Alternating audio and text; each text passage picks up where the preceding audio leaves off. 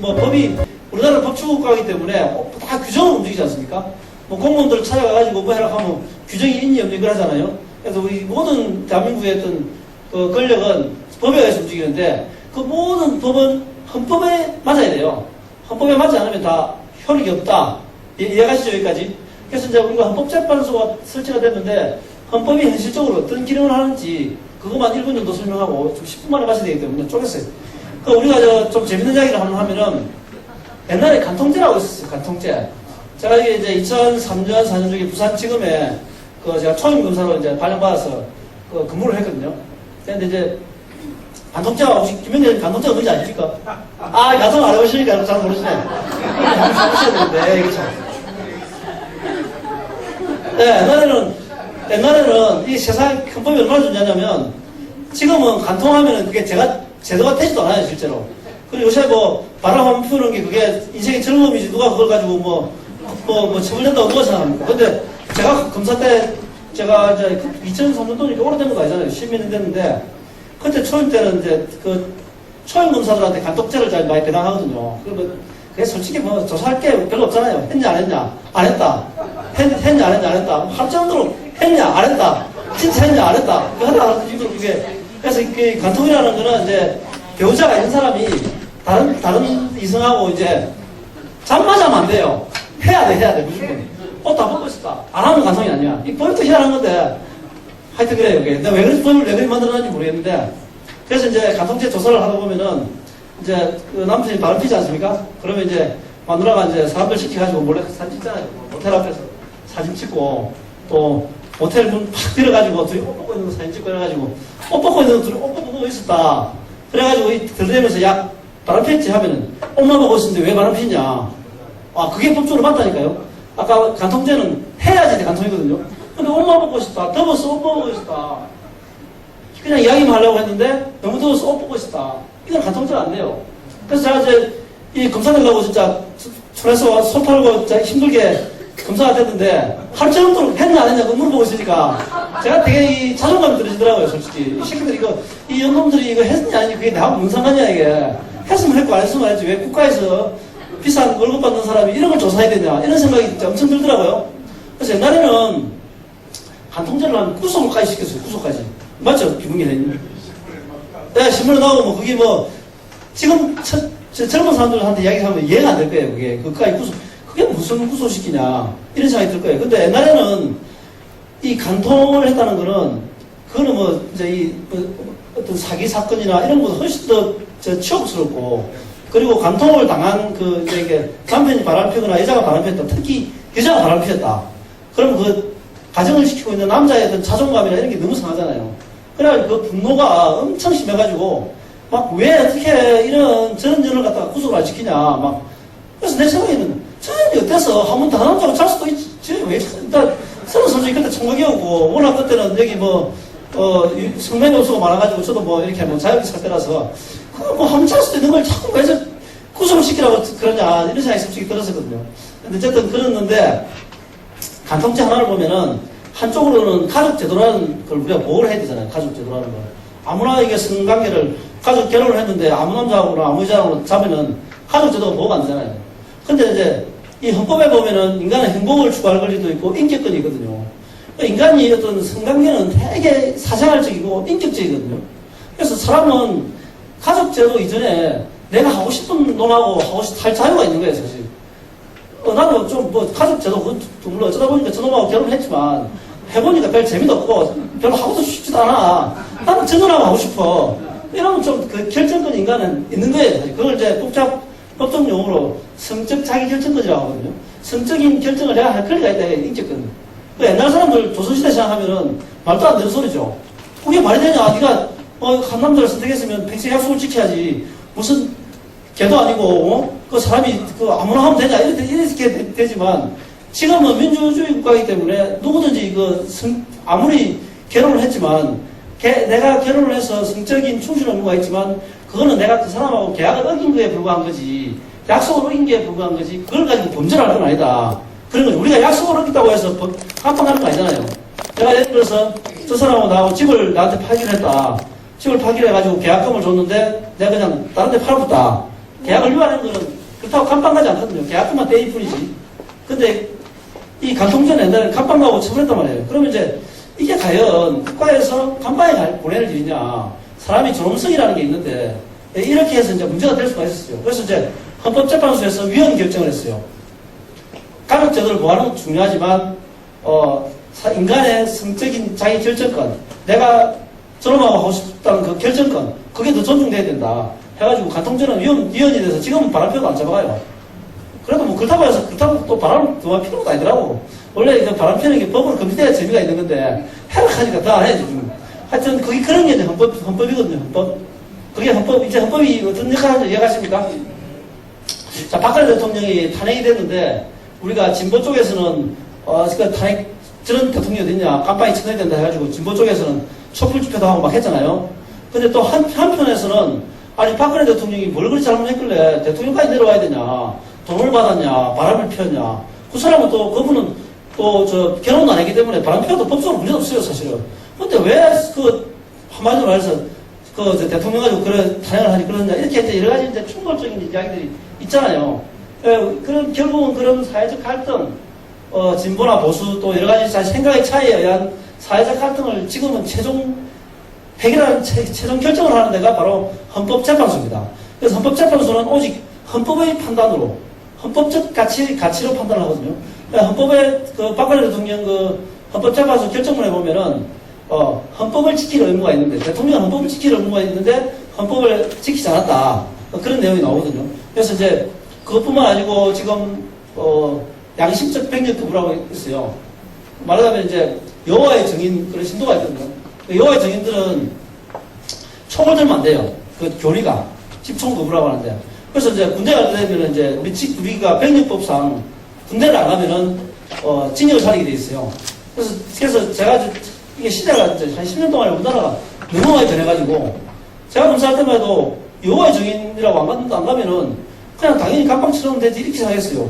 아니 여호와의 증인이라고 군대 가기 싫다고 그러면 군대 안 보내주고 감방에도 안 넣으면은 다 여호와의 증인 믿지 누가 그거 단합 선언이라고 했냐 이렇게 생각해가지고 그냥 무조건 군대 안 가 자기 양심에 반해가지고 그런 종교적인 이유로 군대 안 가면은 그냥 생각할 것 없이 그냥 징역 2년 내지는 2년 6월 이렇게 살렸어요.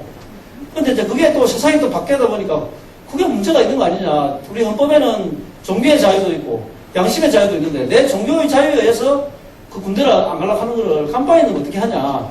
이렇게 해가지고 또 헌법재판소에 또 위헌법률 심판, 헌법재판소에 좀 판단을 해달라고 넣었어요. 어떻게 됐겠습니까, 혹시?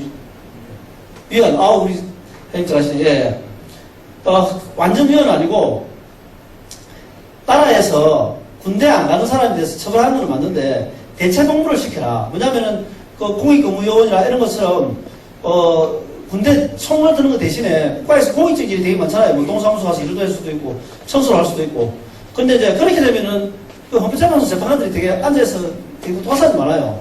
그렇게 되면 누가 군대 가려고 하는 거냐. 다 여호와의 증인 믿지. 이런 문제가 생기잖아요. 그래서 헌법재판소 결정문에 보면 대체 복무를 하되 군대 가는 만큼 더 고통스럽게 하면 안 되겠냐. 그래가지고 이제 제도가 이렇게 바뀌는 거예요.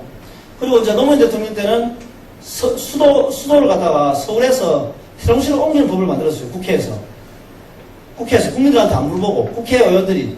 그래서 그것도 위헌 결정이 나왔어요.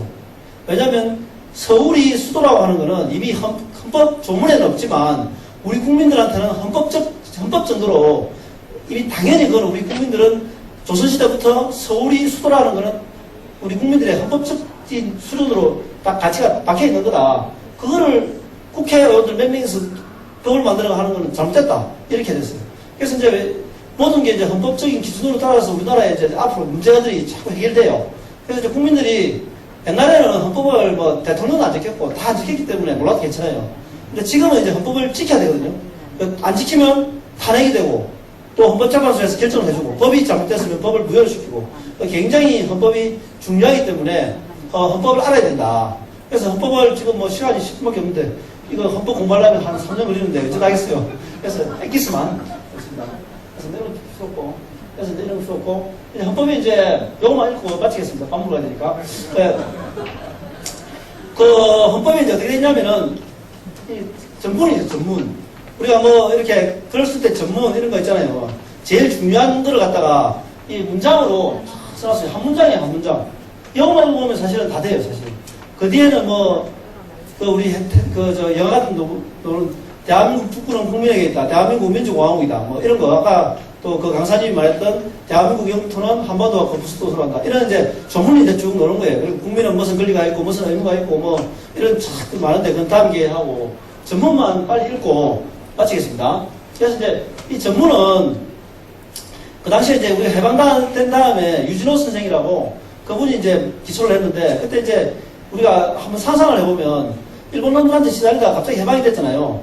그러면은 독립운동하는 사람도 있을 거고 이승만 대통령 같이 미국 가가지고 미국 완전히 사상에 젖어 있는 사람도 있을 거고 또 유진호 선생 같이 친일해가지고 이런 징병제나 이런 걸 갖다 막 하자 하면서 이렇게 친일한 사람도 있을 거고 이렇단 말이에요. 근데 우리가 이제 나쁘게 보면 어떻게 그런 친일한 인간들이 우리나라 헌법을 만들었냐. 우리나라 민족정신이 사라졌다. 이렇게 욕을 많이 하잖아요. 근데 저도 그런 욕을 하고 있는데 아까 여기 강의를 가만히 들어보면서 생각해보니까 우리나라가 홍익정신이 있기 때문에 과거에 잘못한 사람들도 포용해서 같이 하는 전통이 있구나. 저는 그런 생각이 들더라고요. 진짜 우리가 지금 이 시대에 필요한 게 홍익정신이다. 왜냐하면 김정은이가 공산당이라고 해서 김정은이 해방 통일되면은 김정은이를 죽여야 된다. 북한의 지배층을 죽여야 된다. 이런 걸 하면 통일이 되겠습니까? 안 되지. 무서워서라도 그놈들이 통일 안 하죠. 그놈들이 하면 잡히는데 그분들이 어쨌든 간에 지금은 이제 우리가 친북 진보 정권이 했기 때문에 굉장히 잘 돼 있지만 이 북한에 대한 시각도 되게 틀리잖아요. 6.25를 겪으신 분들은 바로 우리 할아버지가 공산당의 총에 돌아가셨는데 어떻게 그런 사람들하고 같이 하고 그때 그런 사람을 출석이라고 하고 막 이래 하냐 이런 생각이 할 수 있는 거고 또 어떤 또 진보적인 사람들은 지금 오히려 북한식 통일을 원하는 옛날에 지금이야 바뀌었지만 옛날에 운동 본 사람들은 실제로 주사파들은 주체사상을 신봉한 사람들이 실제 있거든요. 근데 이제 어쨌든 간에 지금 앞으로 통일을 어떤 철학에 의해서 할 것이냐에 대해서는 지금 우리나라는 굉장히 복잡한 문제가 있어요, 지금. 이게 지금 김정은 위원장하고 문재인 대통령이 또 내일 모레도 만나고 하지만 만나서 우리가 민족이다. 이것까지 좋은데 그다음부터 이제 통일을 하기 시작하면은 완전히 속이 틀려요.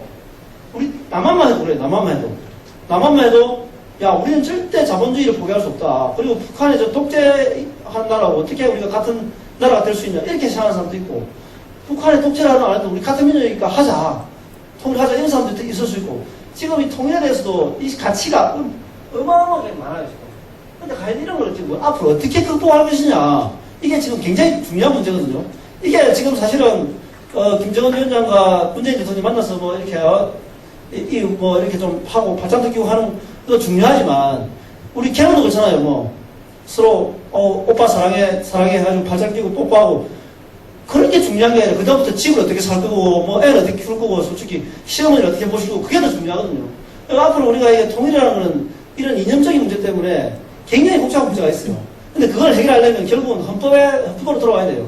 왜냐하면 우리나라에 지금 아무리 대통령 말이나 누구 말보다 더 효력 있는 게 헌법이에요. 대통령도 헌법에 반하는 이야기를 하면 탄핵이 돼요, 지금. 맞잖아요. 우리 나라 헌법에 있는데 이걸 반대로 이야기하면 대통령도 당연히 탄핵이 될 수밖에 없어요. 왜냐하면 헌법을 지킬 의무가 있기 때문에.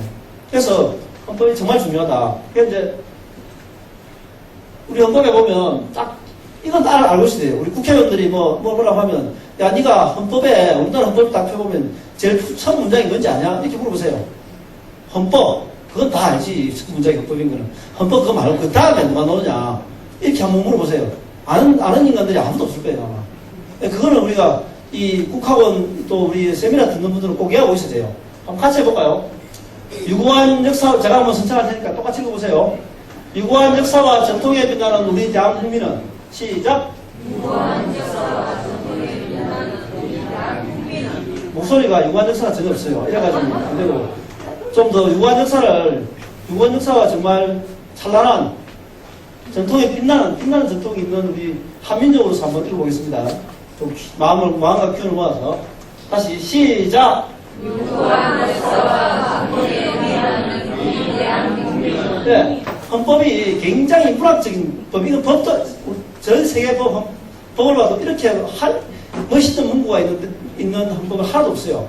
뭐 미국이나 이런 거 보면 뭐 국민의 권리는 뭐 전부 하늘에서 뭐 하여튼 하여튼 별로 읽어볼 필요가 없어요. 그러면 뭐 서양의 그런 거는 보면. 근데 우리나라는 보면 독특해요. 이런 유구한 역사와 전통에 빛나는 우리 대한민국 국민은 이렇게 딱 우리가 헌법을 시작하고 있어요. 이렇게 유구한 역사, 전통에 빛나는 우리 대한민국 국민은. 근데 우리 대한민국 국민이 솔직히 유구한 역사를 압니까?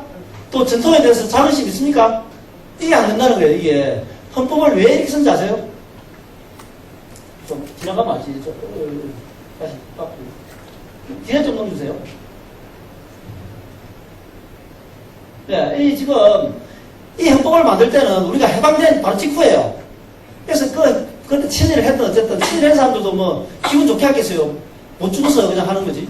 그러니까 그때 해방된 이후에 이 헌법을 만든 사람들은 일본 놈들이 심어놓은 식민사에 대해서 이렇게 하는 거예요. 진짜 우리가 일본 놈들이 잘못 심어놓은 식민사를 극복하자는 의지가 넘친 거예요. 그래서 이거 딱 헌법 소문에 딱 전문에 첫 문장이 유구한 역사와 전통에 빛나는, 진짜 대한민국민은 일본의 그런 식민지가 아니고 우리는 당군 할아버지 때부터 유구한 역사와 전통이 있는 민족이다. 이걸 딱 국민들한테 먼저 딱 이야기한 거예요. 아시겠습니까? 네. 그래서 이게 얼마나 중요한지 몰라요. 그래서 우리가 일본 놈들이 우리 역사를 어떻게 왜곡했느냐. 우리 국가원 설립자인 이성훈 총장님의 한국인의 고함 책이 있어요. 거기에 43쪽, 지금 한번 읽어보세요. 자, 조선사 편수회라는 게 있어요. 조선 총독부가 있었고, 조선사 편수회라는 역사를 왜곡하는 식민사를 만드는 때가 있었어요. 거기에, 일본 총독부에 조선 식민 통치사에 나오는 내용이에요. 자, 조선인들 여기 다 읽어봐요. 좀 힘들더라도 힘을 내서 또박또박하게 같이 읽어보겠습니다. 시작!